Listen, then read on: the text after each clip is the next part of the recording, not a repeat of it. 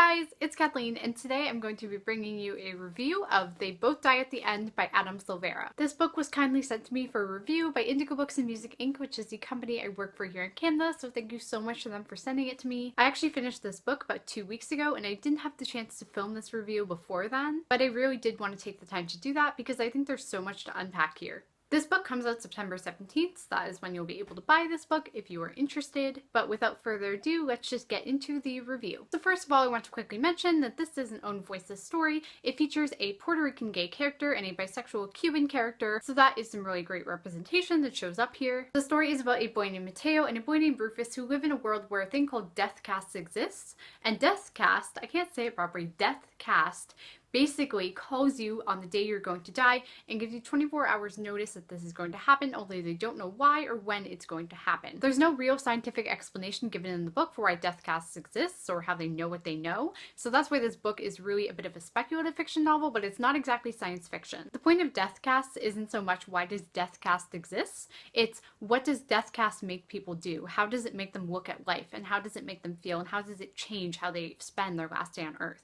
So the first thing I want to discuss today is the plot. This book follows Mateo and Rufus after they meet each other on this app called the Last Friend app. Now this is an app that basically provides you with the chance to have a last friend for a day, someone you can meet up with and spend time with. This can be someone known as a Decker who will also be dying that day, or it could be somebody who just wants to be friends with someone on their last day. People definitely have mixed motivations for going on this app. Mateo definitely finds there's less than honest people who are just looking to have a good time, and then there's people like Rufus who are honestly looking for a friend on their last day. So the two meet each other on this app and they decide they're going to go off on a grand adventure together and try to live their lives to the fullest on their last day, or as much as possible as they can. Silvera does a very, very good job of moving the plot along. He jumps from location to location, and it's not too rapid, but it's not too slow either, which is nice.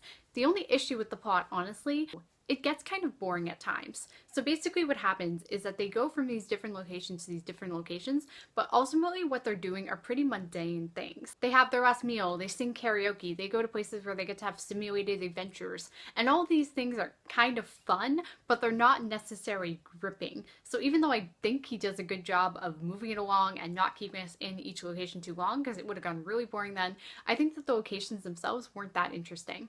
So right off the bat, I think this is a novel you're not going to be interested in if you really like fast-paced books. If you like something that's going to keep the action moving and is going to keep going along, you will not like this book. But I think if you're someone who likes to sacrifice plot a bit in the name of character development and character insight, then I think you'll really enjoy this. While we're on the topic of character development, I really want to talk about the character development of our two main characters in this story.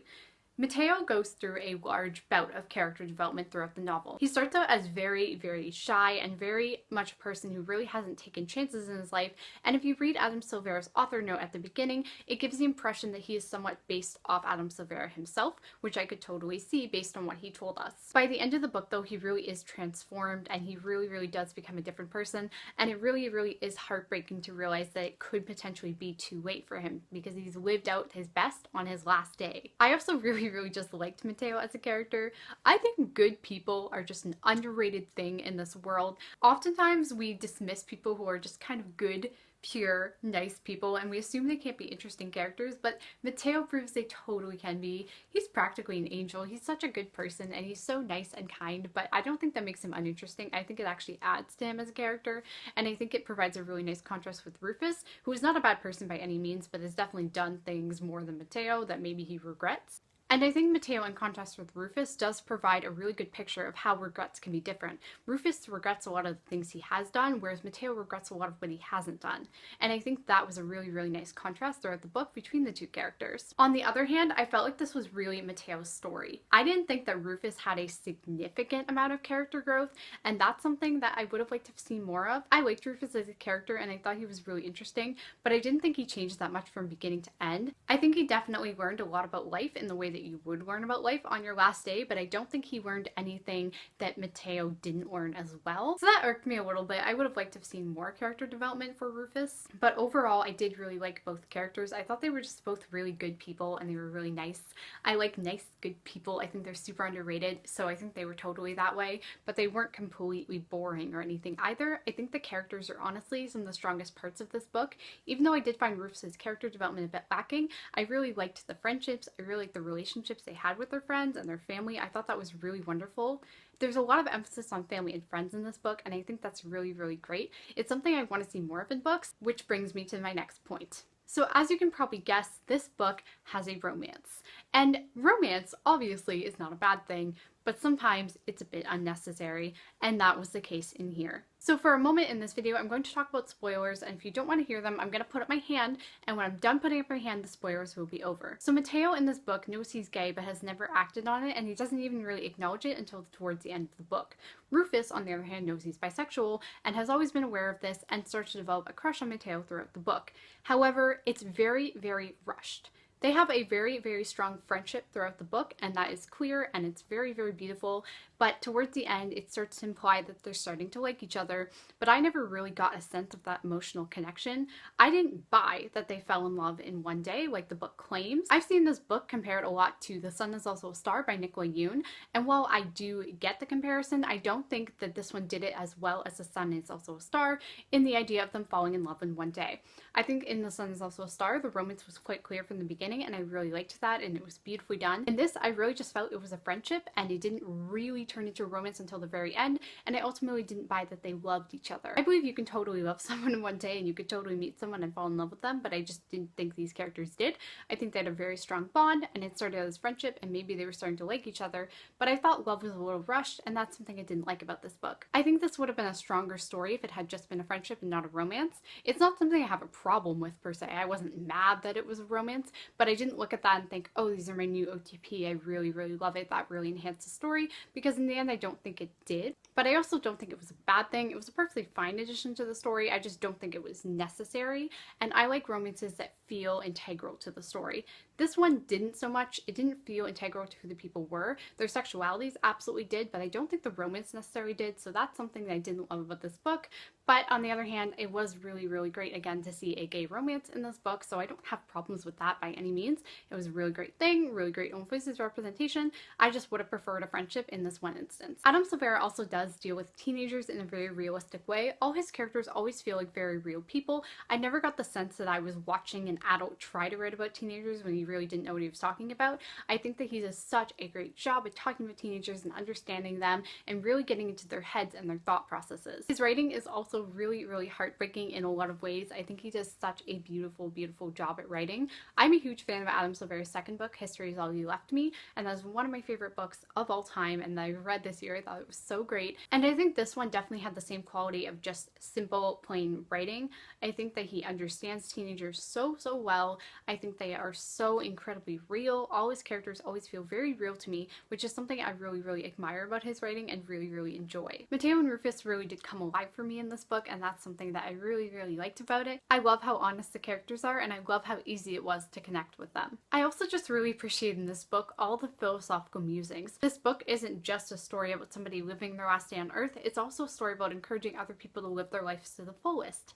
And that's something I thought was really, really beautiful. I think you get a really honest conversation about how life can end at any moment, and how you really have to be willing to do what you want today and to not let anything stop you.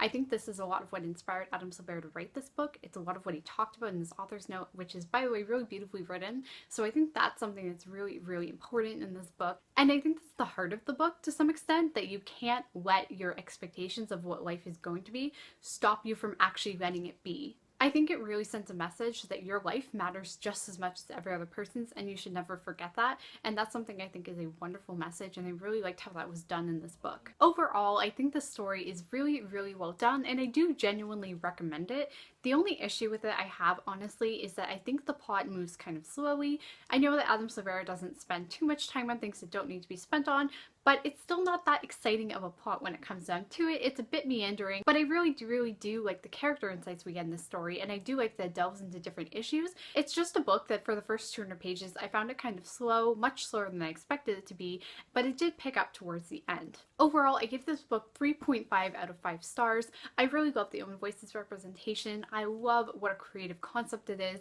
And the other thing I really love about this book is that I want to know more about everything in this universe. One thing I hadn't mentioned before is that this features little snippets of stories from people who are inside the world and who meet Mateo and Rufus at various points or who interact with them in some way or another. And it includes a little snippet of what their life is like and who they are and how things have affected them. And it's really, really well done. I love when books do that. I loved In the Sun Is Also a Star, and I loved it here. I think it's so great to hear from other people's stories and from other people's point of views.